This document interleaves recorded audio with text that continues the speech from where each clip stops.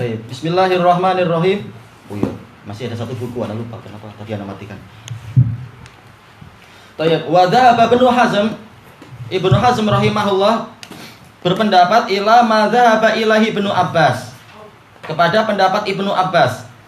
Kata Syekh Abdullah Al-Bassam, haitsu yaqulu fi kitabihil Muhalla, yang mana Ibnu Hazm berkata dalam kitab beliau Al-Muhalla. Memang apa, Ibnu Hazm punya pendapat bagus-bagus walaupun dia juga punya kesalahan. Disebutkan oleh As-Sofadi, kesalahannya adalah apa? Dia jarang rihlah, berangkat jauh-jauh menuju ke para ulama, cuma mengandalkan akal dan kecerdasannya, sehingga memang sangat cerdas. Dan kata-kata dia bagus, cuma apa? Sehingga tidak dipoles dengan adab yang baik dan dengan kesempurnaan ilmu.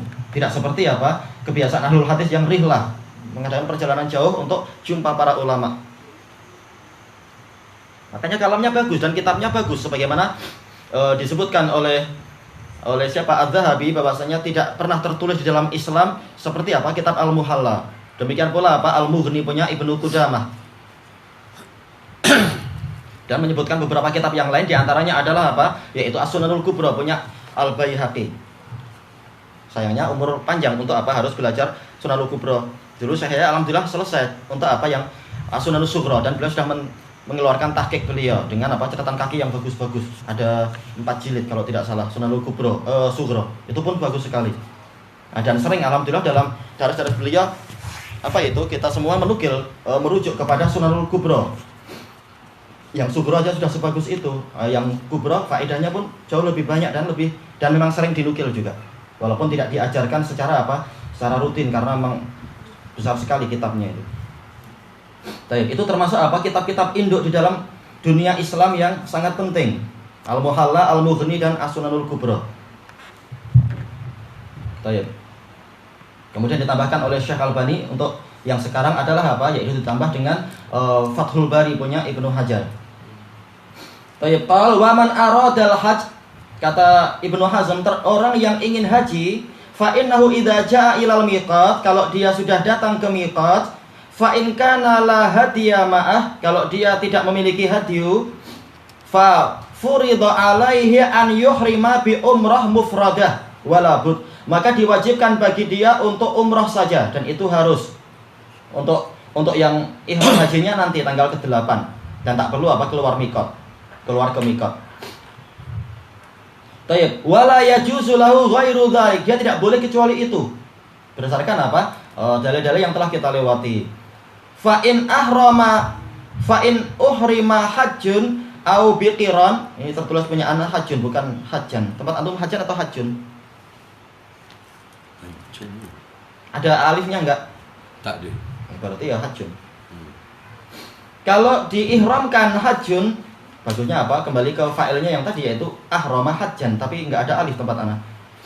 Kalau diihramkan haji au biqiran, hajjin wa umrah, dengan haji dan umrah, fa furida alaihi an yafsakha ihlalahu dzalik, maka dia diwajibkan untuk membatalkan ihlal dia itu bi umrah. Dengan apa umrah? Yahullu idza atammaha, dan dia jadi halal kalau sudah apa? Kalau sudah menyempurnakan umrahnya itu, tahallul. La yujzi'uhu ghairu dzalik, dia tidak sah kecuali itu. Baik. Wa dzahaba Ibnul Qayyim berpendapat ila hadzal ra'i, dengan pendapat ini. Karena apa? Sampai Rasulullah marah ini, dan sampai Rasulullah mengatakan tahun depan aku akan begini, tidak kembali berbuat seperti yang tahun ini. Makanya pendapat ini yang wallahu alam lebih kuat, dan itu juga dirajihkan oleh Syekh Yahya.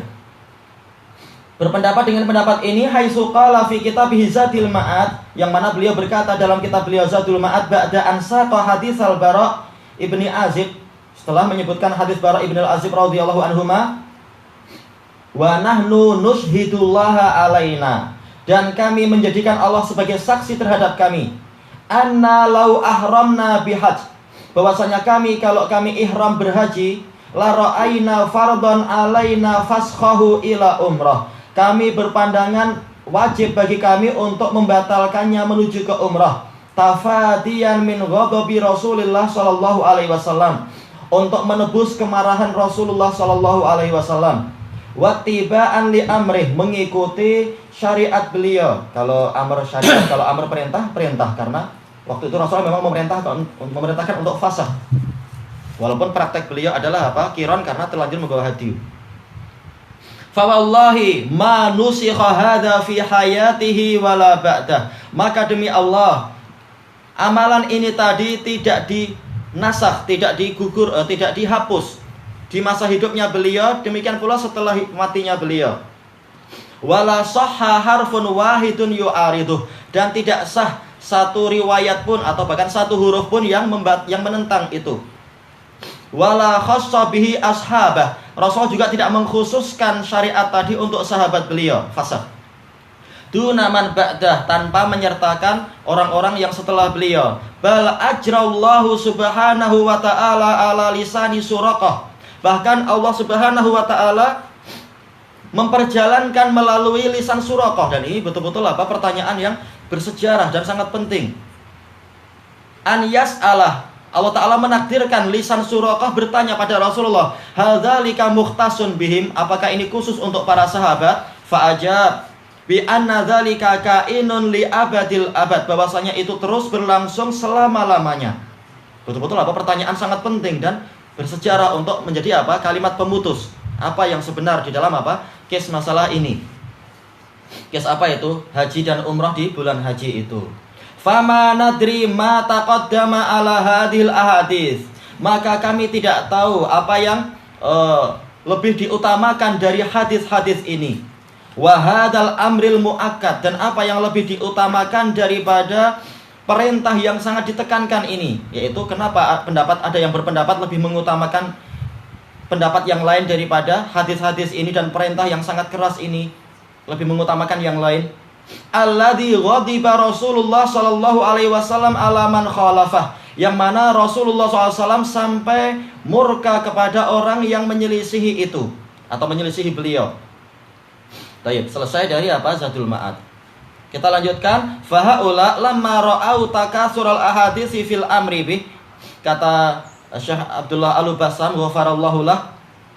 Maka mereka ini, yaitu siapa? Ibnu Abbas, juga barangkali Ibnu Abbas, kemudian Ibnu Hazm dan Ibnul Qayyim, manakala mereka melihat banyaknya hadis-hadis yang memerintahkan itu, wa ghadaba Rasul, yaitu mereka melihat kemurkaan Rasulullah SAW min ajlih, dikarenakan masalah ini, lam yaqna'u illa bil qawli biwujubihi wa faridotih, mereka tidak puas kecuali berpendapat bahwasanya itu adalah wajib dan fardu.